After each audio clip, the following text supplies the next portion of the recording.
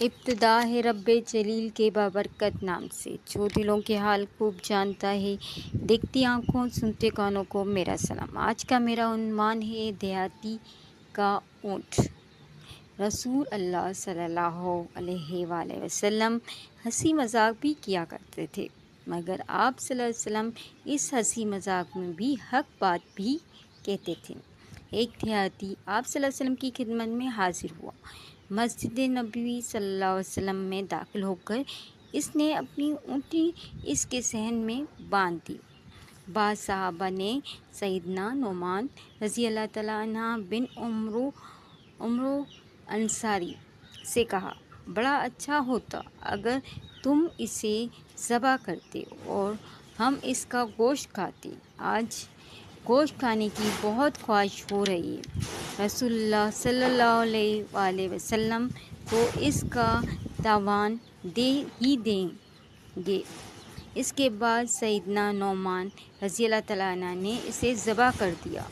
دیہاتی جب باہر نکلا تو اپنی سواری کو ذبح کیا ہوا دیکھ کر چیخ پڑا، یا رسول اللہ، میری اونٹنی ذبح کر دی گئی۔ آپ صلی اللہ علیہ وسلم باہر تشریف لائے اور پوچھا، یہ کس نے کیا ہے؟ لوگوں نے بتایا، نعمان نے۔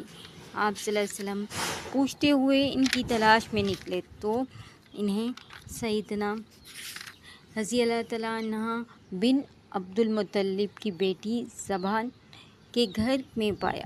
وہاں وہ ایک گڑھے میں چھپ گئے تھے اور اپنے اوپر کھجور کی ٹہنیاں ڈال لی تھیں۔ ایک شخص نے اشارے سے بتایا اور زور سے کہا، اے اللہ کے رسول، میں نے انہیں نہیں دیکھا ہے۔ اور یہ کہتے ہوئے جہاں وہ چھپے ہوئے تھے وہاں اشارہ کر دیا۔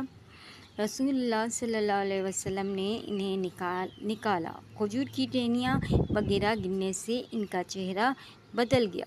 آپ صلی اللہ علیہ وسلم نے فرمایا، تم نے ایسا کیوں کیا؟ انہوں نے عرض کیا، اے اللہ کے رسول صلی اللہ علیہ وسلم، جن لوگوں نے آپ صلی اللہ علیہ وسلم کو میرے متعلق بتایا ہے، انہوں نے ہی مجھے اس کا مشورہ دیا تھا۔ اس پر آپ صلی اللہ علیہ وسلم ان کے منہ سے غبار جھاڑنے لگے اور ہنسنے لگے۔ پھر آپ صلی اللہ علیہ وسلم نے اونٹنی کا تاوان دے دیا۔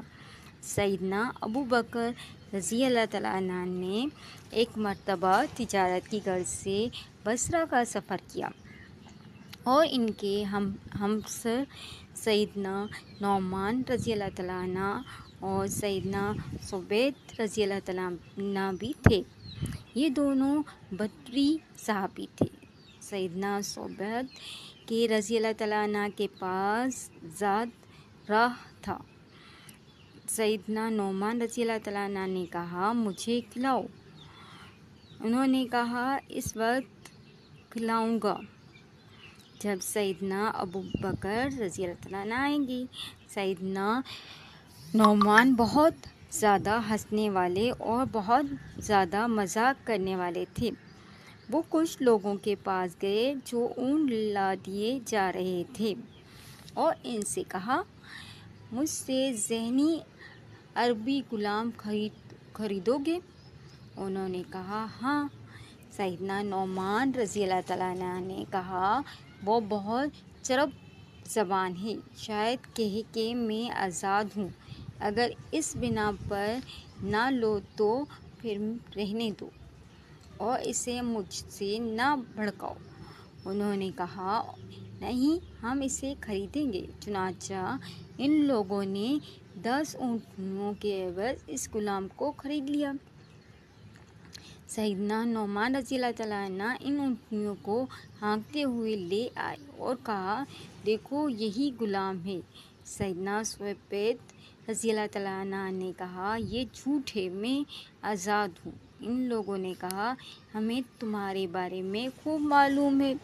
چنانچہ ان لوگوں نے ان کی گردن میں رسی ڈالی اور انہیں اپنے ساتھ لے گئے۔ سیدنا ابو بکر رضی اللہ تعالیٰ عنہ تشریف لائے اور انہیں معلوم ہوا تو وہ مسکرائے اور اپنے رفاق کے ساتھ ان لوگوں کے پاس گئے، ان کی اونٹنیاں واپس کیں اور سیدنا ثوبیت کو واپس لے آئے۔